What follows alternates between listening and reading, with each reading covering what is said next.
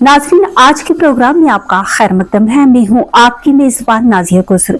सभी नाज़रीन को मेरा खलूस भरा आदाब। बढ़ते हैं आज के मौज़ूआत की जानिब और आज की क्या क्या खबरें हैं आपको सुनवाते हैं। सेवा पखवाड़ा तकरीबात के तहत म्यूनसिपल कौंसिल पुंछ की जानिब से टाउन हॉल में एक शहरी मेले का इनेकाद किया गया। इस मौका पर मुख्तलिफ महकमों ने अपने स्टॉल लगाए। इस प्रोग्राम की सदारत खलील अहमद बांडे ने की, जबकि MLA पुंछ एजाज अहमद जान मेहमानी खसूसी के तौर पर शरीक हुए और इस स्टॉलों का मुआयना किया गया। इस मौका पर उन्होंने वजीर आजम जनाब नरेंद्र मोदी जी की चलाई जा रही स्कीम आवास योजना के तहत 2 मुस्तहकीन को मकान की चाबियां दी गई, जिसके तहत आज PMAY आवास योजना के तहत जो हमारा शहरी मेला है सर, वो आज यहाँ ऑर्गेनाइज किया गया है। चूँकि सर मैं रूरल डेवलपमेंट से भी हूँ, तो जिस तरह से हम रूरल डेवलपमेंट में प्रधानमंत्री आवास योजना ग्रामीण के तहत मकान बनाते हैं, वैसे ही म्यूनसिपल काउंसिल और म्यूनसिपल कमेटी में हम लोग प्रधानमंत्री आवास योजना अर्बन के तहत मकान बनाते हैं। तो मैं उसी कड़ी के दौरान ये आज हमारा प्रोग्राम है। ये जो भी प्रोग्राम चल रहे हैं सर, ये 17 तारीख से शुरू हुए और 2 तारीख तक खत्म हुए हैं। ये प्रोग्राम सेवा पर्व के तहत चल रहे हैं। इससे पहले जैसे हमने क्लीनिनेस ड्राइव्स की, इससे पहले जैसे हमने प्लांटेशन ड्राइव्स किया, इससे पहले जैसे हमने स्कूल्स में डिबेट्स और क्विज कॉम्पिटिशन का प्रोग्राम है। इस सबसे बड़ा प्रोग्राम आज है जो प्रधानमंत्री आवास योजना अर्बन के तहत शहरी मेला ऑर्गेनाइज किया गया है। मैं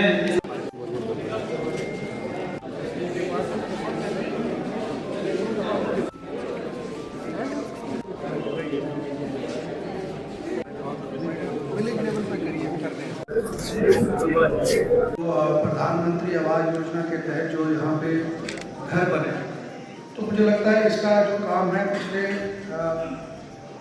2-3 सालों से टेकअप किया, उस कागज की मतलब कीमत बनेगी। अगर दूसरा ठीक है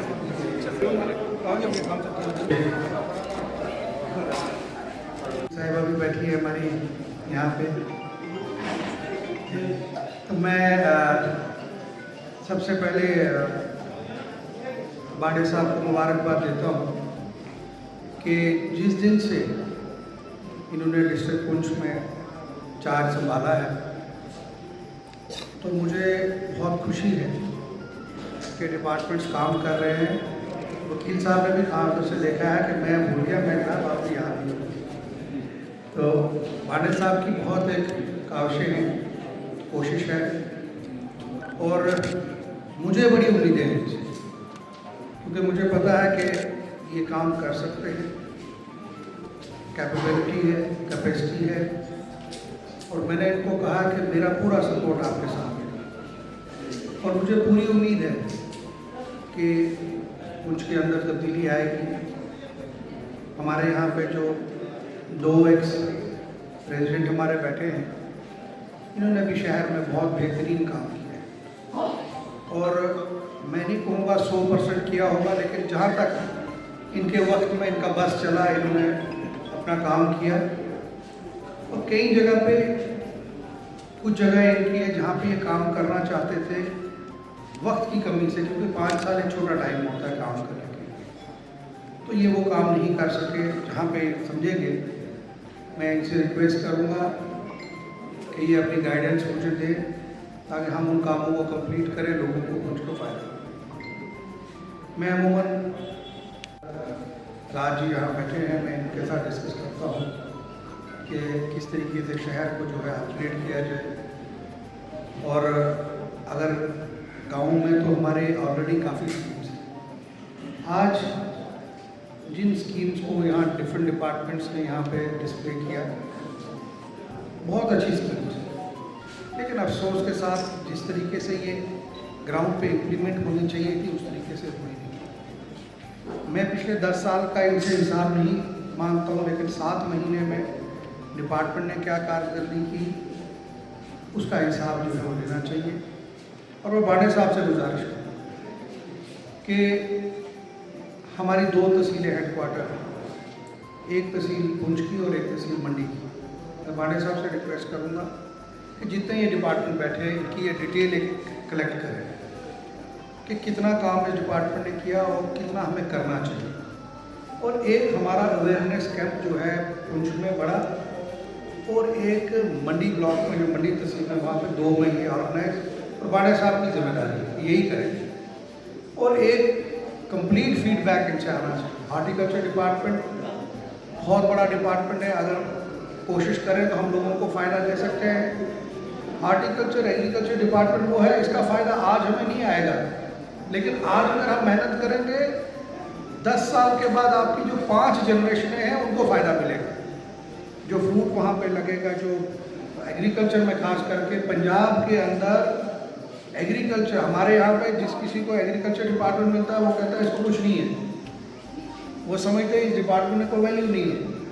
लेकिन पंजाब के अंदर सबसे इम्पॉर्टेंट डिपार्टमेंट जो है वो एग्रीकल्चर है, और वहाँ पे एग्रीकल्चर डिपार्टमेंट उसको दिया जाता है जो सबसे एक्सपीरियंस हो,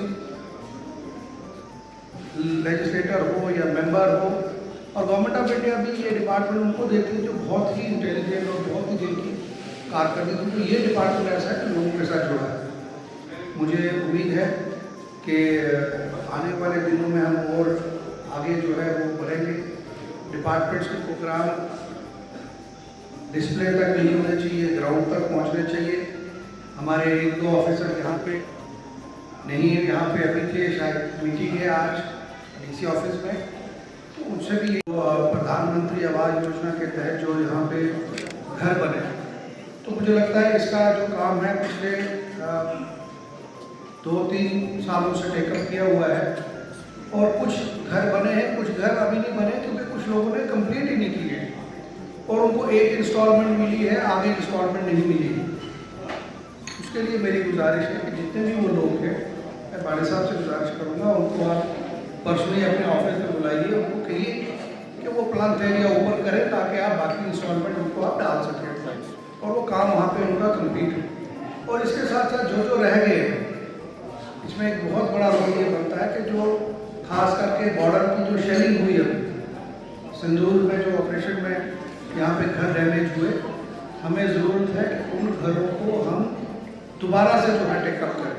और गवर्नमेंट ऑफ इंडिया की स्कीम और जो गवर्नमेंट ऑफ जम्मू कश्मीर जनाब अब्दुल्ला साहब ने बिल्कुल कहा है कि उन घरों को उसमें आप कंसिडर कर सकते हैं। तो उसमें मेरी बाड़े साहब से गुजारिश है कि आप अपनी टीम को लेके एक पूरा सर्वे करवाइए, जितने भी वो घर हैं उनको उस पर इंक्लूड करवाइए ताकि लोगों को फ़ायदा मिले। हमारे यहाँ पे डॉक्यूमेंट्स की बड़ी प्रॉब्लम है, मैं बार बार कहता हूँ।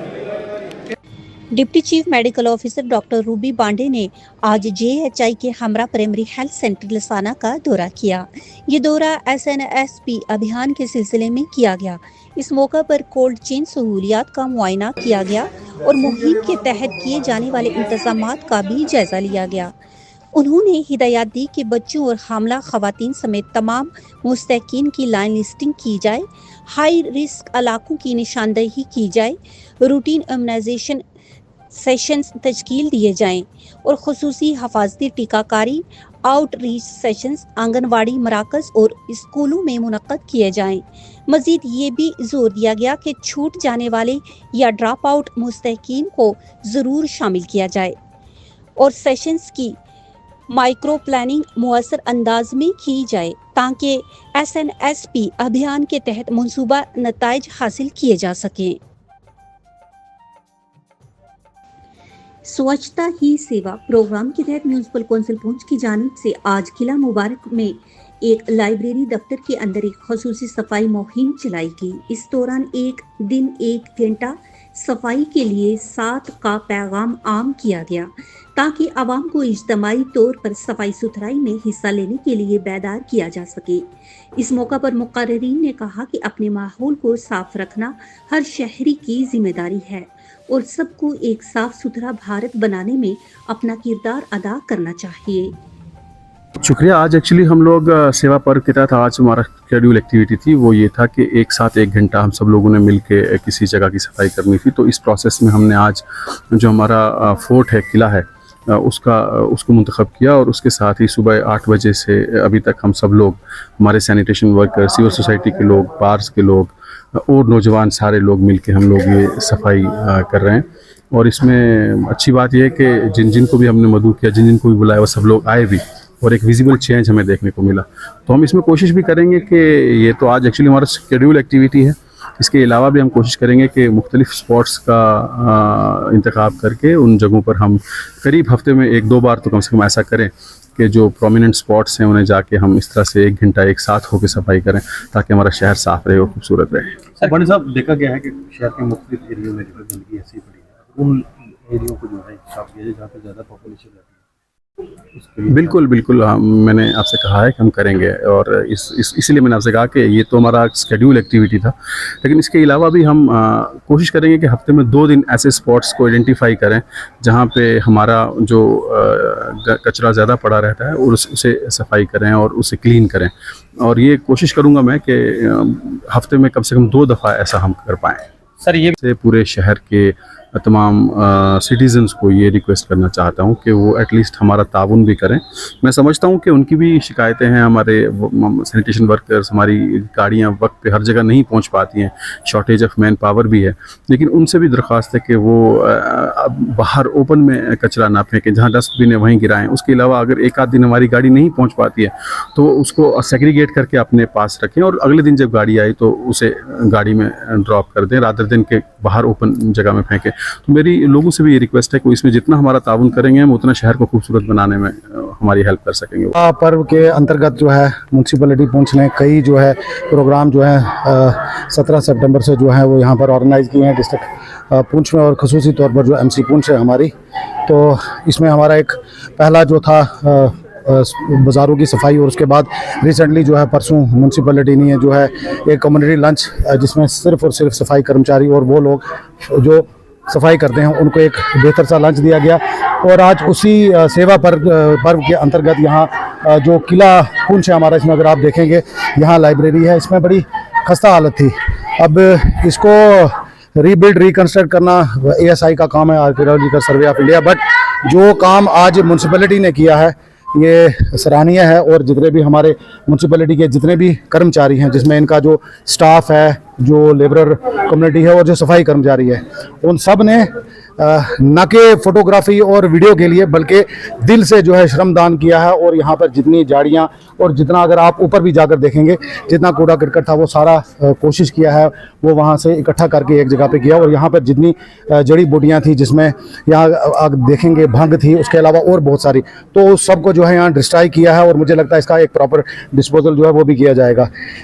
ये जो 2 अक्टूबर जो गांधी जयंती है वहाँ तक जो है 2 हफ्ते का प्रोग्राम है। मैं चाहता हूँ कि ये एक ट्रायल बेस है, ये एक इनिशिएशन है और एक प्रोग्राम है जागरूकता के लिए, और ये वीडियो और ये आपके चैनल के माध्यम से जो हम लोगों तक मैसेज पहुंचाना चाहते हैं कि ये काम जो है वीडियोग्राफी और फोटोग्राफी के लिए नहीं किया जा रहा है, ये रियल में सफाई अभियान जो है वो पूरे पुंछ में किया जा रहा है। और मेरी हाथ जोड़ के CO साहब की तरफ से, मेरी और स्टाफ की तरफ से, सब लोगों से, पुंछ के निवासियों से गुजारिश है कि आप जो अपने मकानों के अंदर से कूड़ा करकट जो जमा करते हैं, मेरी आप लोगों से गुजारिश है, जिन लोगों को 2-2 डस्टबिन दिए गए हैं, एक सूखे के लिए और गीले के लिए, और जिनको नहीं है वो अपने जो साबका काउंसलर है उसको बताकर वो डस्टबिन ले सकते हैं, आप उसमें डालिए। और सुबह जब 4 बजे से हमारे जो सफाई कर्मचारी जो हमारे वार्ड्स में आते हैं, आप बाहर मत फेंकिए, आप उनको बोल दीजिए सुबह नॉक करेंगे डोर आपका, वहाँ से कूड़ा करकट आप उठा लेंगे। या जिनके घर सड़क के साथ हैं, जो यहाँ से सुबह गाड़ी आती है, आप उसमें डालिए।